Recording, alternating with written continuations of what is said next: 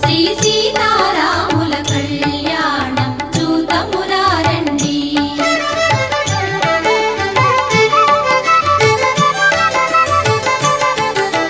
సిరి కళ్యాణపు బొట్టును పెట్టి మణివాచకమును నుదుటను గట్టి పా